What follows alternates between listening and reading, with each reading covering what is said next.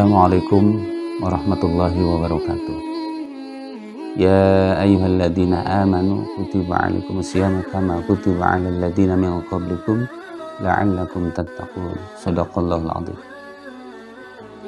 Kaum muslimin rahimakumullah. Sebentar lagi kita akan masuk bulan suci Ramadan. Oleh karena itu mari sucikan pula diri kita untuk memasuki bulan yang suci. Nah, untuk itu ada kaitannya dengan hablum minallah dan hablum minan nas. Kaitannya dengan hablum minallah, apa yang harus kita sucikan? Yang pertama adalah akidah kita. Akidah kita sucikan dari hal-hal yang berbau kemusyrikan. Berarti harus kita pertahankan yang namanya ketauhidan.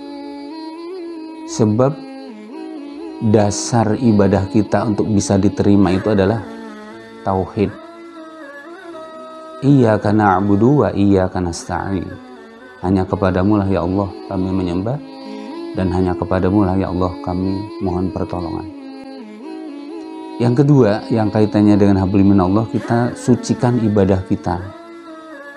Rasulullah SAW bersabda, Man amila amalan laisa alaihi amruna fahuwa raddun. Barang siapa melakukan satu amal yang tidak ada contoh dari kami, maka tertolak. Dulu ya, sebelum turun ayat ke-187 surat Al-Baqarah, puasa itu begitu maghrib sudah berbuka secukupnya dan dilanjut lagi sampai hari berikutnya sampai maghrib lagi. Akhirnya satu saat sahabat Nabi dia tidak tahan, karena kan namanya puasa harus menjaga makan, minum dan hal-hal yang membatalkan puasa, termasuk dalam hal ini ada menjaga dari hubungan suami istri. Jadi yang benar adalah ya puasanya adalah yang mulai dari terbit fajar sampai terbenam matahari. Ini oleh karena itu ibadah kita harus kita sucikan dari hal-hal yang berbau bid'ah, termasuk yang di luar ajaran Islam, jangan sampai kita kerjakan. Yang ketiga, kaitannya dengan hablum minallah adalah kaitannya dengan dosa.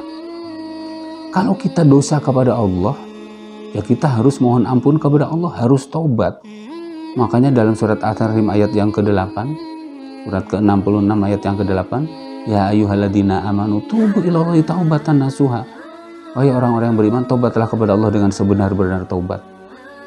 Karena memang yang namanya manusia itu ya tempat melakukan kesalahan dan lupa. Nah, oleh karena itu maka ya, di sini kalau pernah melakukan satu kesalahan, berdosa kepada Allah, taubat.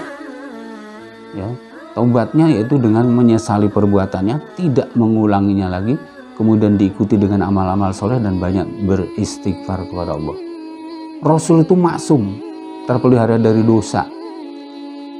Dia dijamin oleh Allah masuk surga, tapi tidak pernah kurang sehari semalam itu 70 kali beristighfar. Lalu kita siapa yang jamin? Pak RT tentu tidak bisa, RW tidak bisa. Nah, oleh karena itu tentu harus banyak beristighfar kepada Allah. Barangkali satu di antara istighfar Allah terima sehingga bisa mengampuni dosa-dosa kita.